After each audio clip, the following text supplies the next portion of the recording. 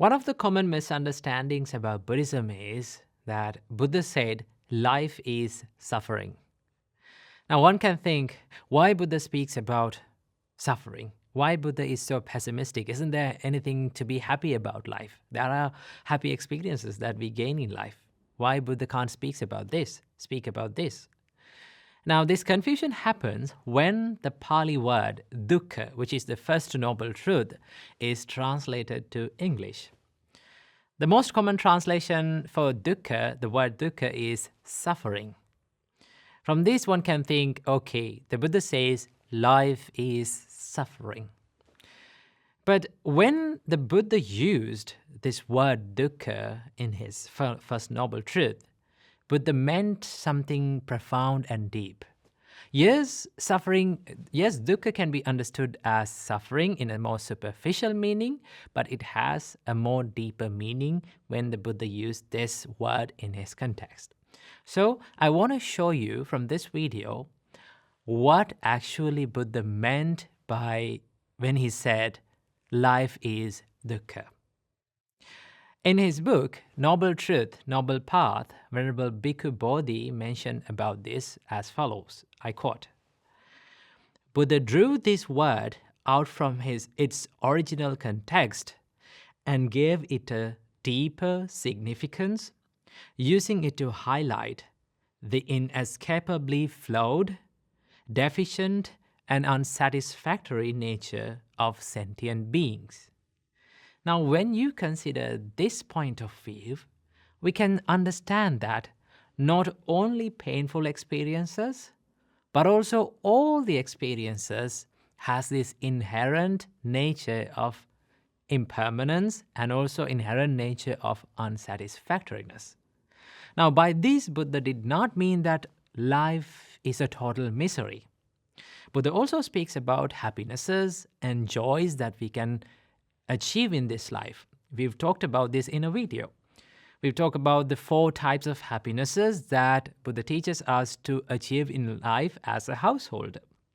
Now, Buddha saw that there is happiness in life, there is these happy experiences in life, there are these painful experiences in life, and also there are these neutral experiences in life. But when you take a closer look at all these experiences, be it a happy experience, be it a painful experience, be it a neutral experience, all of these experiences has one thing in common, one nature in common, and that is these experiences are subject to change.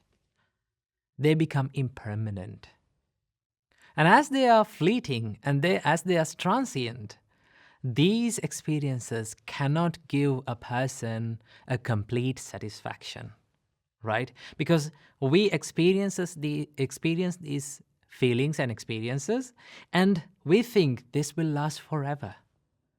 But the true nature of every experience is that it is subjected to change. As it is subjected to change, it doesn't give you the fullest satisfaction. When you are not satisfied with that experience, there is suffering, right? Always unsatisfaction is something that is missing in your life, right?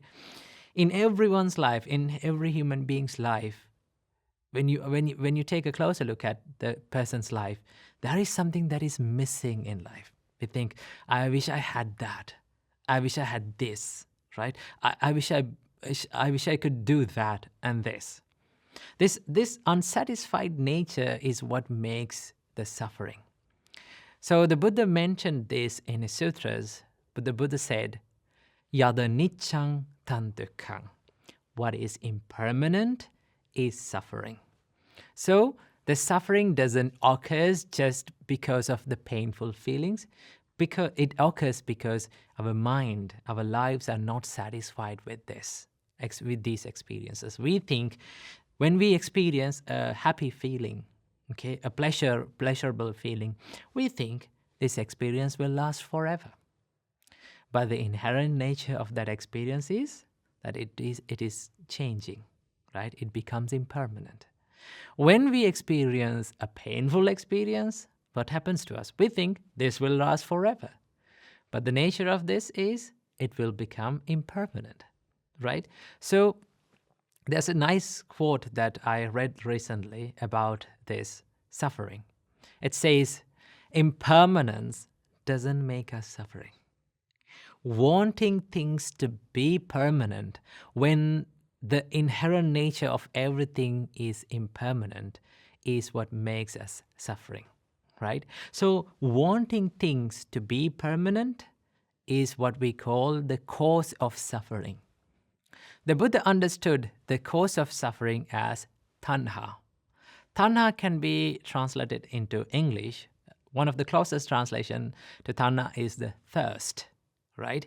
That means there is this unsatisfied nature. When you consider the word thirst, it has this nature of unsatisfied nature, looking for something, yearning for something, right? So understand that when the Buddha used the word dukkha, he did not only refer to these physical unpleasant feelings, but he used this word to give you an idea about this unsatisfied nature of all these experiences. So it is much better to learn the word dukkha as it is and learn it and use it without translating and understand the meaning behind it. So I hope you got some idea about the word dukkha and what actually the Buddha meant by the word dukkha. So I wish you all, may all of you be able to realize the Four Noble Truths in this life. Namo Buddhaya.